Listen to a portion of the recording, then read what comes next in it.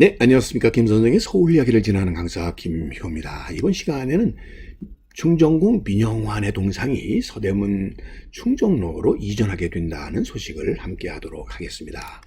자, 여러분들 지금 이 충정로라고 불리우는 지역은 서대문 밖이 되겠습니다. 지금 서대문 로타리가 있는 곳 지역이 바로 이것을 충정로라고 부르는데, 일제강점기에는 이 도로의 명칭이 죽첨로였습니다. 갑신정변 당시에 일본 공사로 와 있었던 다케조의 신이치로의 성을 따서 죽첨로라고 불렀고, 이것을 또 죽첨정이라고 마을로 불러왔었던 것을 해방이 되고 난 뒤에 이러한 일제의 기운을 누른다라고 해서 충정궁의 시호를 따서 충정로로 불러 오늘에 이르게 되었던 곳에 이제 충정궁 민영환의 동상이 옮겨가게 된다라는 얘기가 되겠습니다. 지금 이 지하철 2호선과 5호선 충동역 가까이에 종근당 빌딩 이 앞에 교통섬 자리에 이 동상이 옮겨오게 된다는데, 충정궁은 여러분들이 잘 아시다시피 1905년 을사 니각이 체결되었을 때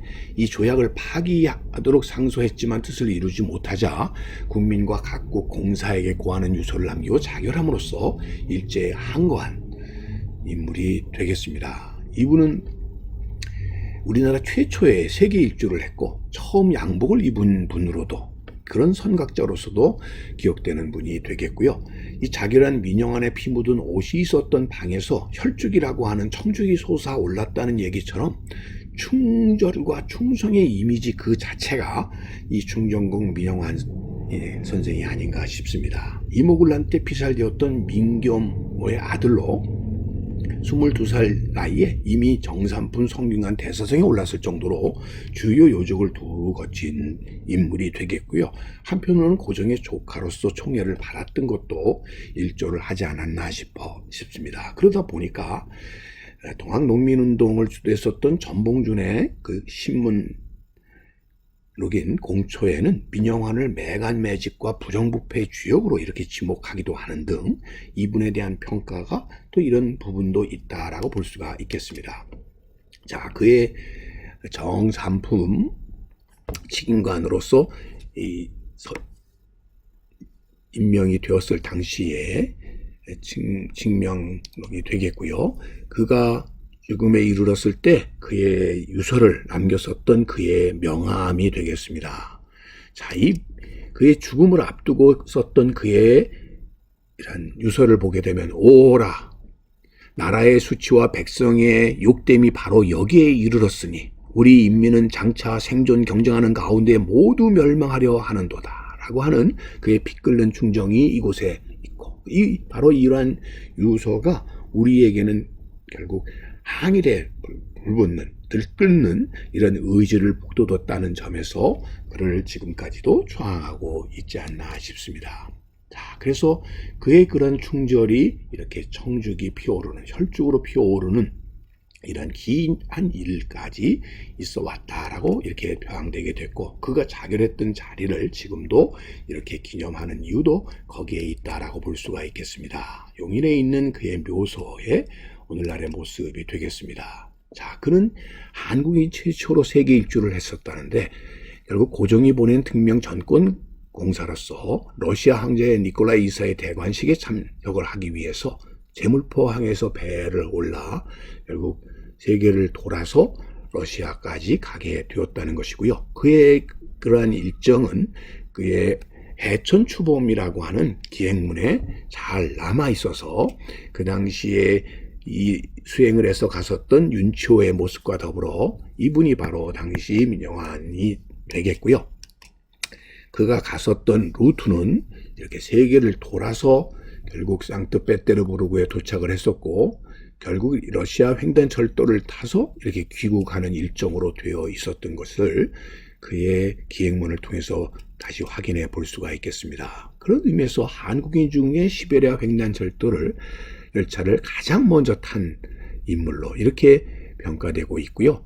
또 이 지금 러시아 횡단철도라고 하는 것 자체가 결국 또 한편으로는 러일 전쟁이 발발하게 하는 계기가 되었고, 이것이 일본의 승리 이후에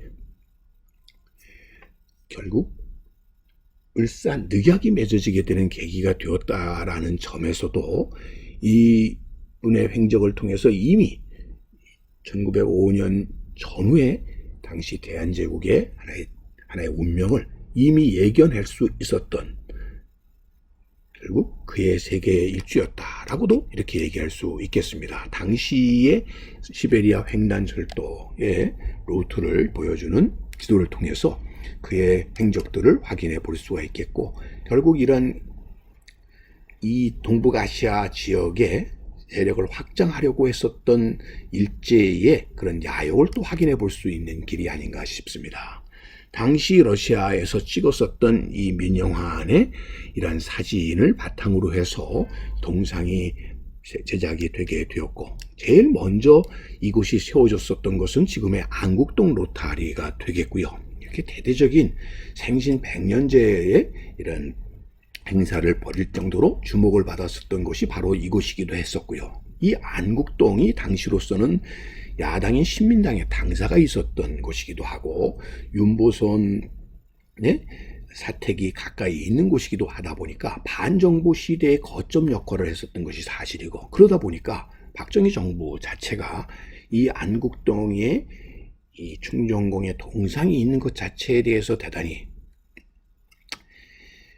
한마디로 부정적인 시각이 있어 왔었다라고 보시면 되겠고요. 그것 때문에 결국 이곳에서 도로 확장을 한다라는 명분을 삼아서 장덕궁 도남문 앞으로 결국 동상이 쫓겨나게 되었고, 거기도 궁궐과 어울리지 않는다는 민원이 제기되게 되면서 2003년도에는 당시 이명박 서울시장 때 아무도 주목하지 않는 조계사 뒷뜰로 이렇게 옮겨지게 되었는데, 그곳은 또 민영환의 집터라는 이런 명분을 앞세웠다라고 보시면 되겠습니다. 그 결과로 지금 이 세워져 있는 자리 자체가 현재 불교중앙박물관이 세워진 그 옆 귀퉁이다 보니까 노숙자들이 많이 이렇게 결국 터를 잡고 있는 곳에, 외딴 곳에 이렇게 자리를 잡고 있다 보니까 누구도 주목을 받지 못하는 그런 자리에 동상이 있어 왔었고, 그러다 보니까 이렇게 통행이 많은 곳으로, 특히나 이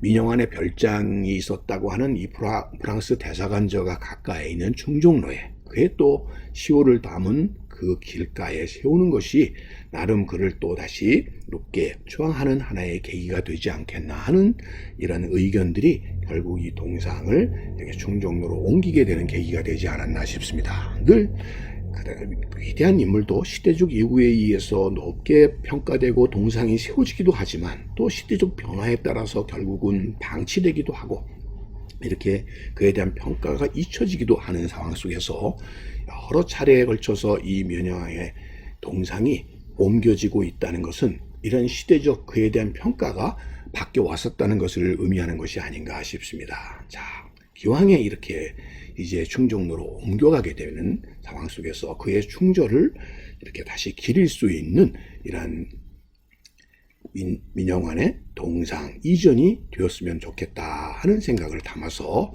오늘도 꽃밭을 가꾸는 김 선생이 말씀드렸습니다.